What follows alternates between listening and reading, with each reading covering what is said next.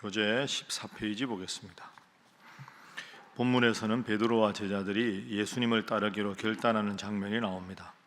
베드로는 예수님의 말씀에 따라 그물을 던져 고기를 잡고 그물이 찢어지도록 많은 고기를 잡게 되자 예수님을 주로 고백합니다. 그 자리에서 함께 있던 야고보와 요한도 예수님의 부르심에 순종하여 모든 것을 버리고 예수님을 따릅니다. 이어서 예수님께서는 나병 환자와 중풍병자를 고치시고 이를 목격한 사람들은 놀라며 하나님께 영광을 돌립니다. 또한 세리, 레위, 마태가 하나님의 부르심을 받고 예수님의 부르심을 받고 자신의 직업과 재산을 버리고 예수님을 따릅니다. 어제 우리가 읽은 4장에는 예수님께서 공생애를 시작하시면서 이제 시험을 받으시고 그 시험을 이기시는 장면입니다. 그리고는 이제 가르치시고 전파하시고 치유하시는 사역, 오늘은 그 사역을 더 잘 감당하기 위해서 또 제자들을 모으시고 그리고 계속해서 사역을 하시는 장면이 나옵니다. 자, 예수님께서 제자들 중에서 반장 제자라고 하는 베드로, 시몬 베드로를 부르시는 장면이 5장 앞부분에 나오는데요. 자, 1절에 보시면 예수님께서 게네사렛 호숫가에 서 계셨다 이렇게 되어 있습니다. 게네사렛 호숫가는 갈릴리 호수, 호수가 워낙 커서 갈릴리 바다라고도 합니다. 그런데 이 갈릴리 바다가 생긴 게 약간 하프, 악기 중에 이렇게 동그랗게 된 하프 같이 생겼습니다. 그러니까 하프라는 단어가 게네사렛이거든요. 그래서 갈릴리 호수는 게네사렛 호수라고도 부르고 호수라고 부르다가 너무 크니까 바다라고도 부른다. 거기서 이제 평생 고기잡이 하는 사람이 베드로입니다. 베드로를 예수님께서 만나셔서 제자로 부르시는데요. 자, 2절에 보면 배에서 나와서 그물을 씻었다. 이건 이제 그 물고기 잡는 일을 끝내고 이제 철수하는 장면입니다. 그런데 예수님께서 시몬 베드로에게 오셔서 말씀하셨습니다. 자, 4절과 5절 말씀 2절 함께 읽어봅니다. 시작. 말씀을 마치시고 시몬에게 이르시되 깊은 데로 가서 그물을 내려 고기를 잡으라. 시몬이 대답하여 이르되 선생님, 우리들이 밤이 새도록 수고하였으되 잡은 것이 없지만은 말씀에 의지하여 내가 그물을 내리리라 하고. 아멘. 밤새 고기를 못 잡고 이제 그물을 깨끗하게 씻고 철수하는데 예수님께서 말씀을 전하시려고 시몬 베드로의 배를 이렇게 해서 말씀 마치시고 베드로에게 깊은 데로 가서 그물을 내려 고기를 잡으라 이렇게 말합니다. 우리가 잘 아는 본문인데 여러분이 이 상황에서 베드로라고 한번 가정해 보십시오.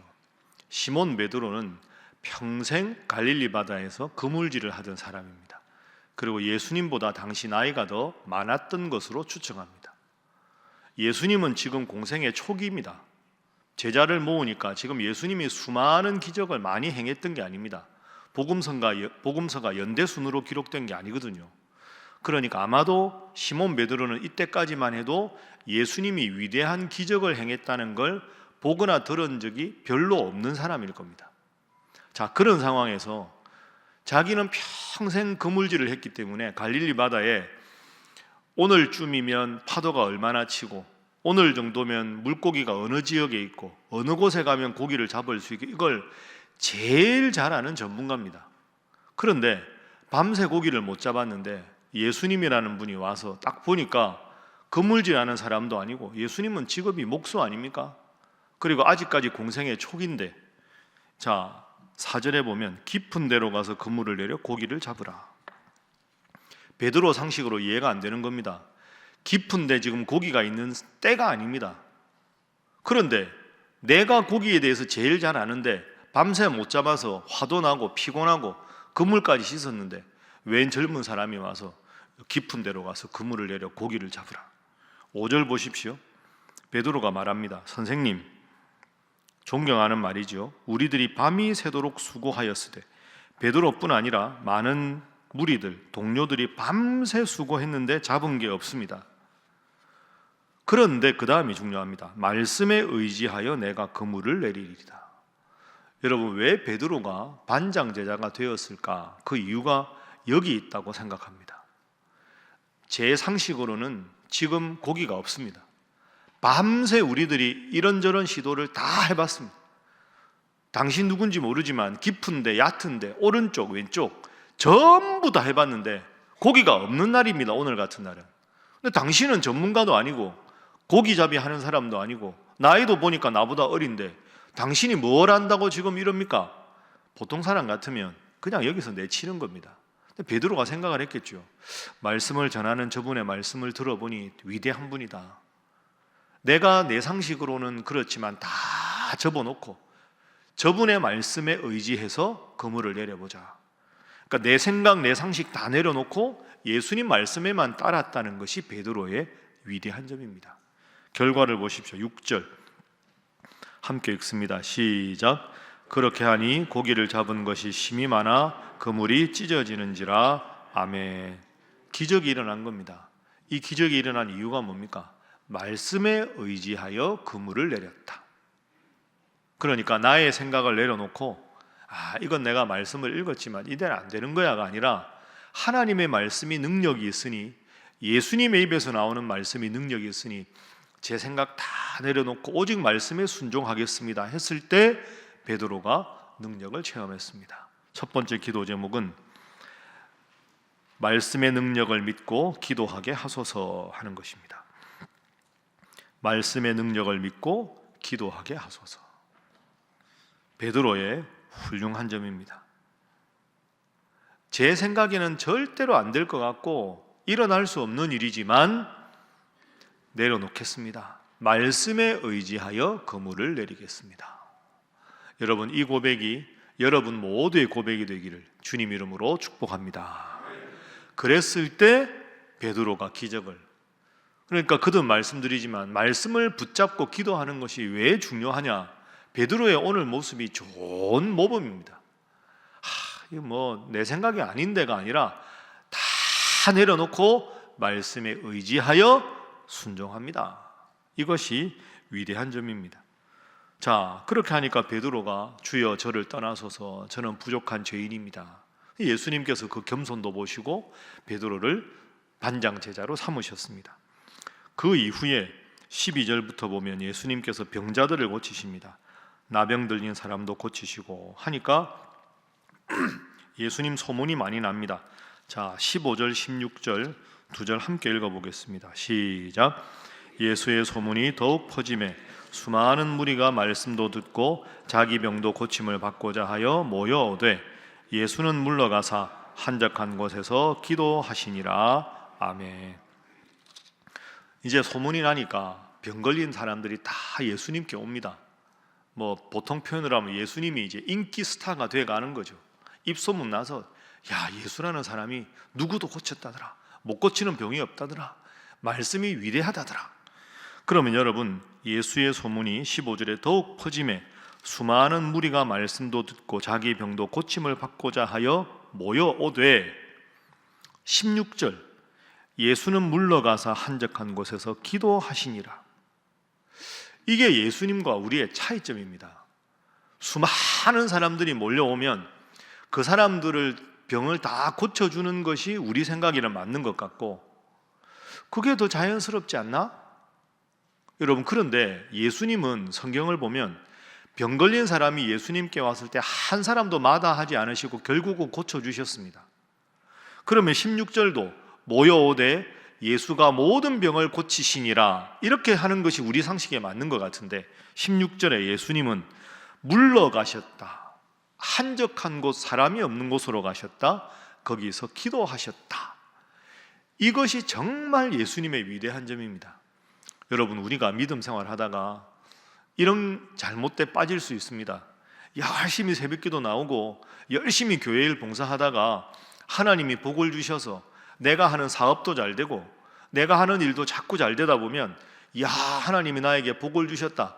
그러면 사업이 점점 잘 되고 하는 일마다 잘 되면 만날 사람도 많고 해야 될 일도 많고 바빠집니다. 그럼 속으로 무슨 생각합니까? 하나님이 복을 주셨다. 그런데 문제는 하나님이 복을 주셨는데 세상 일에 바쁘다 보면 바쁜 일 때문에 하나님께로 더 멀어지는 경우가 있습니다. 그게 타락의 지름길입니다. 예수님 보십시오. 사역이 아무리 많아도 마가복음에도 보면 새벽 오히려 미명에 나가서 기도하셨다. 예수님은 최선을 다해 사역하셨지만 그 어떤 사역도 하나님 앞에서 물러나서 스스로 하나님과 깊은 영적인 대화를 나누는 일을 소홀히 여기지 않으셨습니다. 세상적인 관점에서 보면 바쁘고 일이 많으면 그 일에 더 마음을 뺏기는데 예수님이 얼마나 훌륭하십니까? 그 일은 그 일대로 하되 세상의 다른 일 때문에 아버지 하나님 앞에 내가 바로 서는 일을 소홀히 하면 결국은 그 바쁜 일이 내 인생에 좋은 일이 아니다. 여러분, 오늘 이 16절을 꼭 기억하십시오. 바쁘게 사는 게 좋은 일이 아닙니다. 세상 일에 너무 정신이 없고 바빠서 아유 목사님 제가 이 일 하고 싶은데 너무너무 바빠서 못합니다. 죄송합니다. 여러분, 뭐 그렇게 말하면 젊은 목사님들이 아이고 그러십니까 하겠지만 여러분 입에서 그런 말씀 하시면 안 됩니다. 바빠서 교회 일 못합니다. 그 여러분 위기징후입니다. 위기징후. 하나님 앞에 바로 서는 일보다 무슨 일이 더 바쁩니까?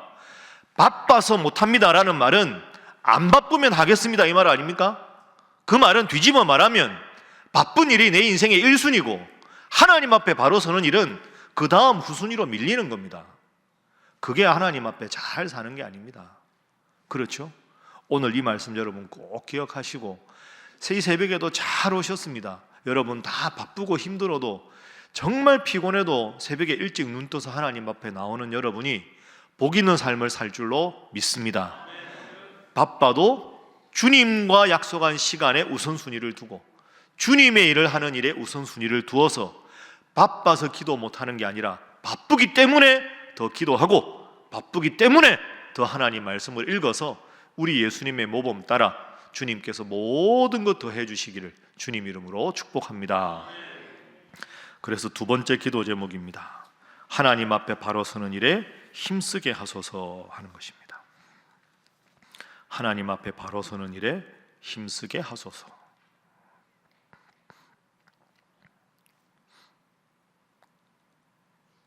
이건 뭐 제 개인적인 이야기인데요. 얼마 전에 제가 목사님 몇 분 만났는데 저보고 이렇게 보더만 뭐 주일날 몇 번 설교하십니까? 목사님들은 관심이 주로 그런 거 아닙니까? 후배 목사님이 저보고 목사님 새벽기도도 하십니까? 한다고. 그러니까 아유 목사님 바쁘신데 새벽기도는 부목사님들 많으신데 좀 맡기시는 게 좋지 않습니까? 그럴 수 있습니다. 저는 새벽기도회를 담임 목사 꼭 해야 된다고 생각하지 않습니다. 목사님들 바쁘신 분들 중에 열심히 새벽기도 안 한다고 목사가 기도 안 하겠습니까? 그건 아니죠. 그러나 정말 제 소원이 하나 있으면 저는 여기서 은퇴할 때까지 새벽기도 설교하는 게 제 소원 중에 하나입니다. 이건 여러분들을 위해서 하는 게 아닙니다. 저 스스로를 위해서 하는 거죠. 교회 일 많고 바쁘다 보면 뭐 결제도 해야 되고 뭐 교구 일도 있고 부목사님들하고 대화도 해야 되고 사무실에 있어도 시간이 많이 남거든요. 그러면 제가 최소한 새벽기도 매일 참석하고 새벽기도 설교하고 끝나고 기도하고 말씀 읽는 그 시간을 제가 놓치면 여러분 그러시지 않습니까? 하나님과 함께하는 시간을 놓치면 더 일이 잘 되는 게 아닙니다.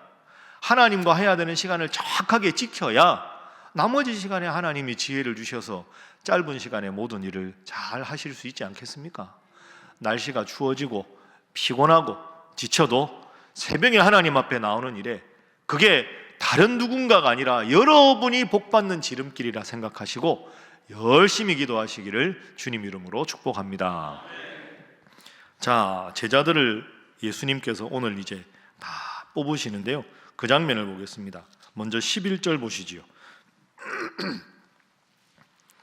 자, 베드로가 고기를 많이 잡았습니다. 10절에 세베대 아들로서 시몬의 동업자인 야고보와 요한도 놀랐다.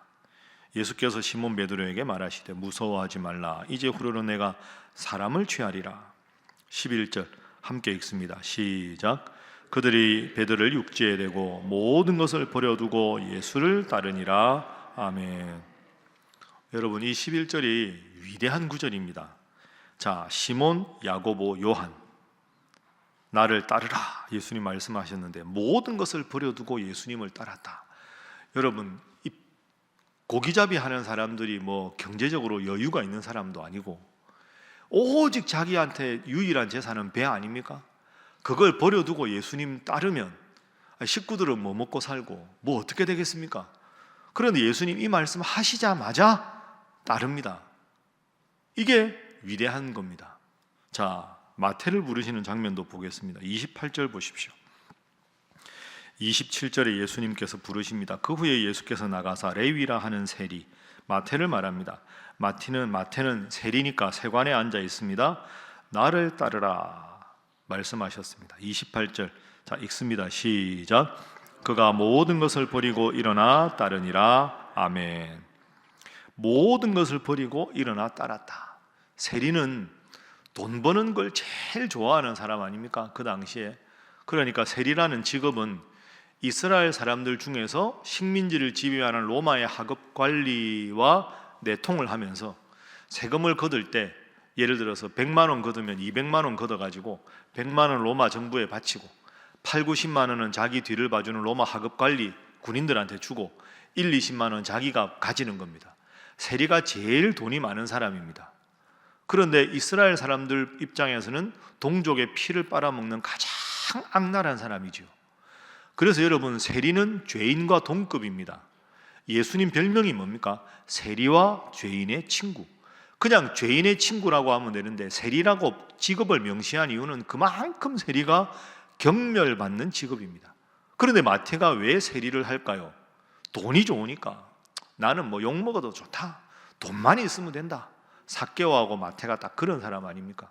그 지금 세관에 앉아 있는데 지금 돈에 몰두하고 있는데 예수님이 딱 와서 나를 따르라 한 말씀 하십니다. 28절, 모든 것을 버리고 일어나 따랐다. 모든 것을 버렸다. 돈 버리고 세리라는 직업 버리고 그리고 일어났다, 단절했다, 따랐다. 방관자가 아니라 이런 것이죠. 그럼 여러분, 베드로, 야고보하고 마태하고 공통점이 있습니다. 우리가 성경 쭉 읽어보면 제자들이 참 실수할 때도 많고 예수님 말씀도 못 알아듣고 엉뚱한 말하고 참 부족할 때가 많지 않습니까? 그런데 왜 예수님은 시몬 베드로를 부르시고 마태를 부르셨을까? 이들은 실수할 망정 예수님 따르는 일을 제일 중요하게 여겼던 사람입니다. 그물질하고 있는데 배 버려두고 예수님 따르고 세관에서 돈 벌고 있는데 그거 놓고 예수님 따르는 일 참 어려운 일입니다. 그래도 실수할 망정 내가 예수님 따르는 일을 내 삶의 1순위로 삼겠다, 그 귀한 마음을 예수님 보시고 이 세리를 삼으신 거죠. 그래서 세 번째 기도 제목입니다. 순수한 마음으로 주님을 평생 따르게 하소서 하는 것입니다. 순수한 마음으로 주님을 평생 따르게 하소서. 실수할 망정, 때로 예수님 말씀을 못 알아들을 망정, 예수님 십자가에 달리실 때 무서워 도망갈 망정, 그 처음에 가졌던 주님을 따르겠다는 순수한 믿음, 그 믿음이 예수님의 제자가 된 것이다. 여러분 생각하시고 오늘 말씀 베드로처럼 내 상식을 내려놓고 내 이해관계 내려놓고 말씀을 붙잡고 기도할 때 하나님께서 예수님을 통해 역사하셨다 생각하시고 항상 삶의 우선순위에 말씀과 기도, 새벽 기도에 놓고 평생 순수한 마음으로 말씀 붙잡고 살아가셔서 하나님의 크신 능력을 체험하는 여러분 되시기를 주님 이름으로 축복합니다. 함께 기도하겠습니다. 이 세 가지 제목 위해서 기도하시고 여러분 특별히 어제 10가지 기도 제목 나누어 드렸습니다. 따로 기도하지 않아도 또 개인적으로 SNS로도 교구를 통해 공유해 드릴 테니까 시간 날 때마다 이 시국의 안정을 위하는 신일 성도들의 기도 제목 꼭 기도하셔서 정말로 우리가 하나님을 믿지만 대한민국 국민으로 이 땅에 살아가는 것은 이 나라를 위해서 기도하라는 하나님의 뜻이니 간절히 기도해서 이 나라가 이 위기 가운데 하나님의 역사를 체험하고 더 하나님 잘 믿고 하나님께서 지켜주시는 이 나라 되게 하여 주옵소서. 간절히 기도하시길 바랍니다. 함께 기도합니다. 주여 믿습니다. 주여 믿습니다. 주여 믿습니다.